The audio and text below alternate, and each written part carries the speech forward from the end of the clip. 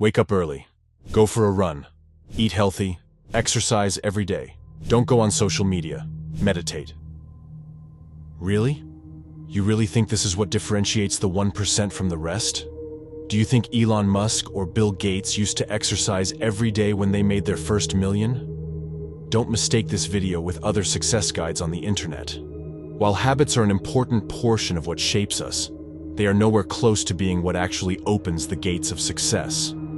Most successful people who go on podcasts weren't doing what they are now telling you to do on their climb up to where they are now. I will prove this to you using examples from known and successful people's lives. And afterward, you will receive the answer to your question, at least if you can watch until the end. However, you might lose your desire for success before you get there. The truth is, success is not as simple as people make it sound. It is overly complicated, takes vastly different forms for different people, and has a cost that not many are willing to pay. If you are still listening, let's get started. The path to success doesn't have a defined shape, and that is what makes it so hard to create a guide. Still, for most cases, this path consists of 3 main steps: having an unorthodox idea, validating it, and executing it perfectly. The reality is, most people never have original ideas, never mind unorthodox ones. They are too afraid to stray away from what society conditions them to believe. They live in an echo chamber that restricts them to certain ideas, and they defend it relentlessly. Only a minority of people come up with ideas that contradict what society tries to convince us of. The Earth is flat, 5G is deadly, and vaccines are designed to control you. You understand, right? Most of these ideas are plain garbage. Only a minority of this minority come up with ideas that are actually good. This is the hardest part about success. You have to defy what is known, but also be right about it. And even then, even if you were able to find an idea that is unorthodox and true, you still have to perfectly execute it. This 3rd step is what most people focus on: how they can execute an idea. All the habit videos, the routines, the guides to success. This is what they are all talking about. Unfortunately, when the idea is garbage, its execution doesn't matter at all. Elon Musk isn't who he is just because he woke up early. He became successful because he believed in one of his many outrageous ideas, and in a way knew it would work out. Eddie Hall was told by a scientist that it was scientifically impossible for him to lift half a ton, but he knew that he could, from the example of a woman lifting a car off of his kids. He was able to lift the weight, not because of his daily routine, which still played a part, yes, but because of his belief that he could do it if he conditioned his brain the right way. Do you remember the nerdy kid back in school who used advanced note-taking techniques, multicolor pens, and sticky notes? They are nowhere to be seen now. While the way you execute an idea is a part of success, and for example, can land you a good job, extreme success is dependent more on what the idea is. Do not misinterpret my words. How you study, eat, train, and your daily routine. All of these still are usually necessary in the execution stage. They are contributors to success. However, almost all success guides on the internet put it as if this was all you needed to do, and success would come to you if you had a good enough routine. This couldn't be further from the truth. Most ideas just won't succeed, no matter how perfectly you execute them. There is no instance in world history where extreme success stemmed just from someone having a good daily routine. Yes, all of these people worked incredibly hard to get where they got, but there are a lot of people who work hard and get nowhere. They got where they got because they found such groundbreaking ideas that they were completely separated from ordinary people. Sadly, most people don't like it when this truth is told. Otherwise, how would the self-improvement industry turn a profit? You can achieve anything if you work hard enough, is one of the biggest lies of the modern world. You have to work hard, but what your idea is comes first. Let's take a look at the daily routine of someone who shaped world history. Wake up at 7:30 and remain in bed. Have breakfast and read the newspaper, still in bed. Get out of bed at 11. Take a stroll, not forgetting to drink whiskey while doing it. Have lunch along with champagne at 1. Work at 3:30, sometimes in your bed, always along with a glass of cognac. Have a nap at 5. Have dinner at 8. Work along with some more cognac at midnight, and go to bed between 1 and 3 a.m. This was the daily routine of the British Prime Minister that changed the course of World War II, Winston Churchill. He was an avid alcoholic, and he for sure didn't wake up at 5 in the morning. Despite this, his never surrender attitude was one of the biggest factors in why the war was won. Now, will executing this routine pass along his success to you? Certainly not.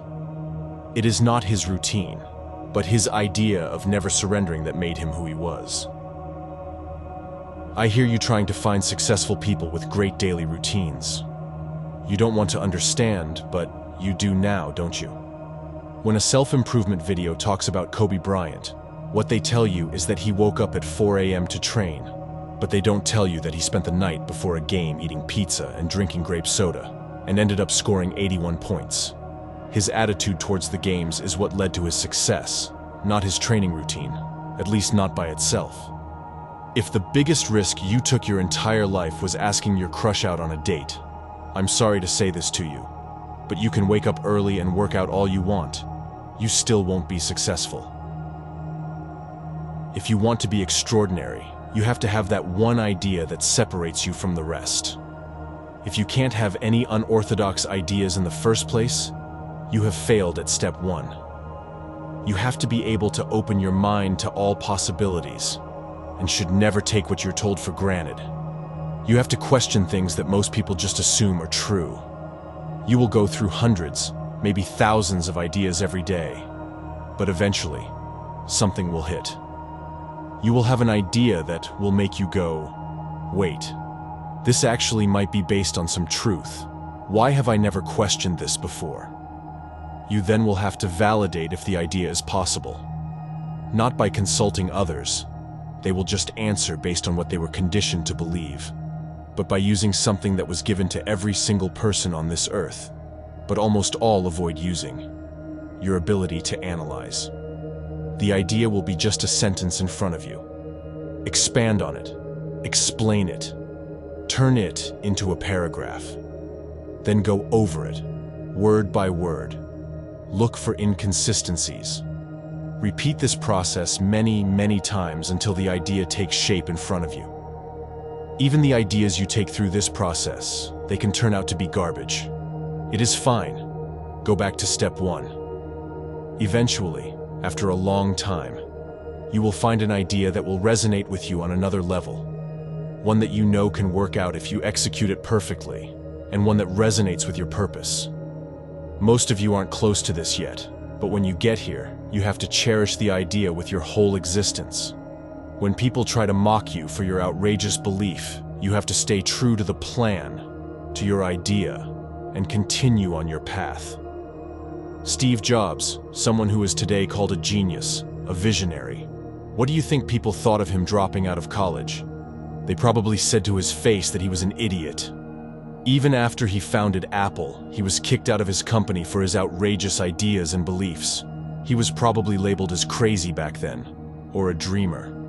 Little do people understand, being a dreamer is a requirement for success. While it is true that most dreamers turn out as failures, there aren't any geniuses, nor a single person that achieved extreme success that wasn't a dreamer. Everyone will explain success to you as a final goal, something that each of us must strive to reach. I also explained it to you in this way, until now.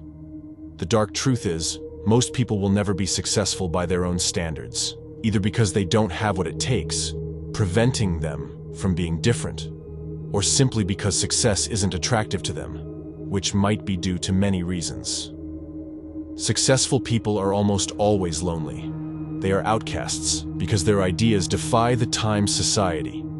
Some of them even don't get recognized until after they die. Some people fear success due to a fear of failure, While the sentence seems like it contradicts itself, it does not.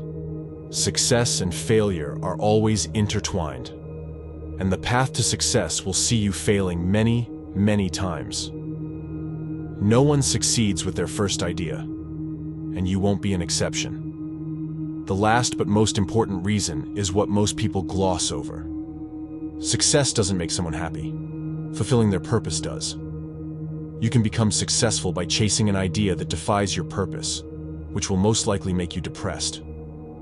Due to this, success should never be a final goal, but a mere product of chasing that one idea you are passionate about. Success is subjective.